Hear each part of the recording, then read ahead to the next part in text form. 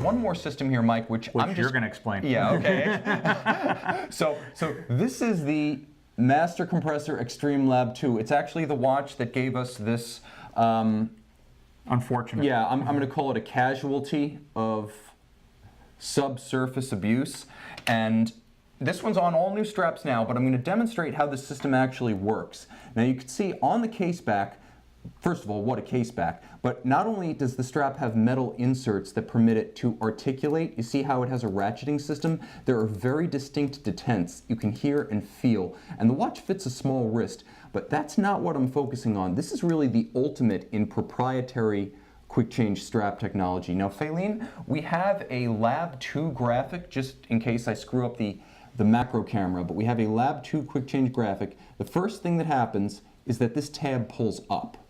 Once the tab pulls up, you actually lift the strap out. And this is one of those things that once done is actually a little bit difficult to undo. So I'm going to take it out carefully. And I'm also going to be a little bit honest here. This is not JLC's best moment from an engineering sense.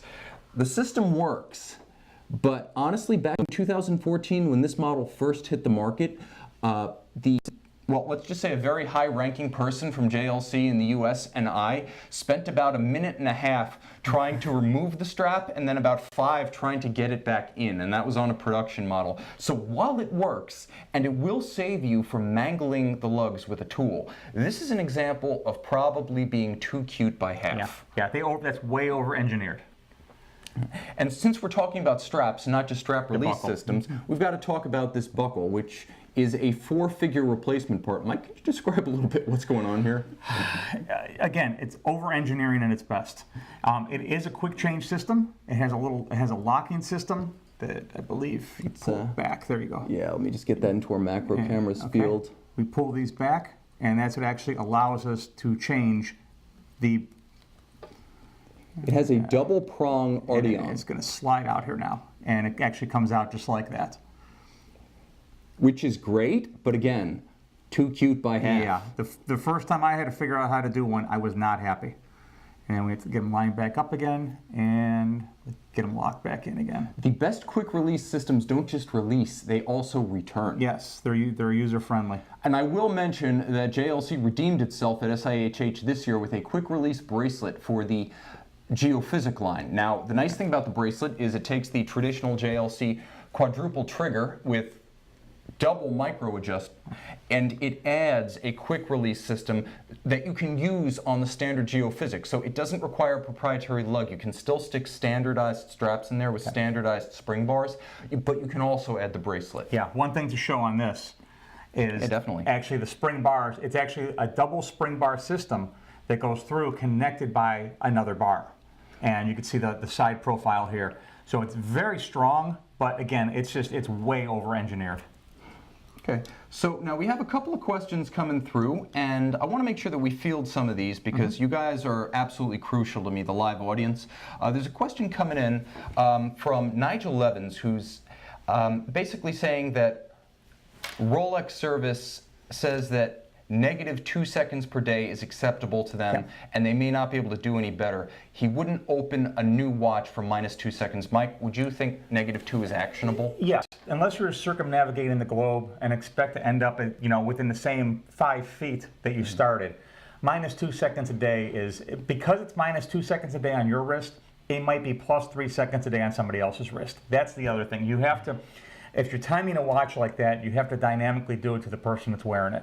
Your wearing habits are different than anybody else's wearing habits. How you take the watch off, how you set it down at night, if you wear it all night, how active you are, what you do with the watch. That watch is going to run different because it runs different in different positions. Again, the watches are timed in 6 positions. Acoustic certified watches. Dial up, dial down.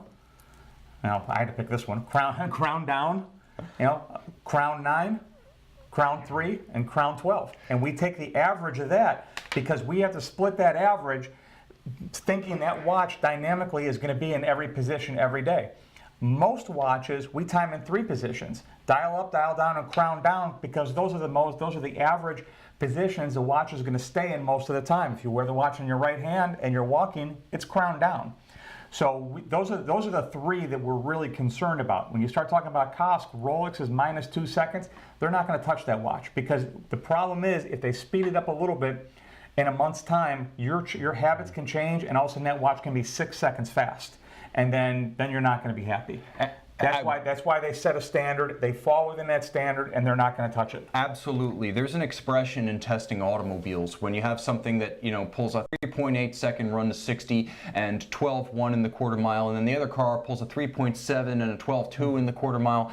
The expression is within the noise. Yeah. And if you take 2 seconds, divide it by, I want to say 86,400, and then multiply it by 100, that's your percentage deviation if you're negative 2 seconds per day. That's enough. Yeah. That said, what I'll do, and being a watchmaker, you know, I can be kind of anal sometimes, and when I service my own watches, I will wear the watch, and I'll second set it to an atomic clock and check it in 24 hours, check it in a week, and then I'll adjust that watch, fine tune it to my own habits. But again, it's my habits. And if I have watches in rotation, then there's no sense in even doing that, because number one, everyone knows I don't like watch winders, you know, unless we're talking about something like this that has a complex calendar, because all that's going to do is it's going to wear down your automatic components and everything else just to keep the watch running. There's no reason for that. Let the watch relax, let it wind down, and if you're going to do that, then, and you're putting the watch on for a day or 2 days, do you really care if it's off by 2 seconds? Yeah. Ultimately, you know, it's the kind of thing that is within the noise. Yeah. And you could undertake an intervention, be without your watch for weeks or months. It could come back, and what the watchmaker saw on his bench that might have been plus or minus 1 or dead on suddenly becomes, you know, minus 4. And then I've had the same thing too. We sold a watch here. It was a couple of years ago. We sold a watch, and it was a Rolex, and the customer was, you know, he said it was running, I think it was too slow. I timed that watch out in 6 positions, and it was showing plus 2 seconds. But he still wanted the watch sped up. So I ended up speeding the watch up according to how he was wearing it. He came back one more time. We adjusted it again to do a fine tuning, and he was very happy after that. He wanted that watch to run at 0. I always want to run on the plus side of 0. Yeah. You know, I'd rather see it when it leaves here 0 to plus 2 seconds, 3 seconds, because that gives more deviation. Because nobody wants their watches running slow; they want to run fast. But again, if it's within the noise, there's really not much you can do about it.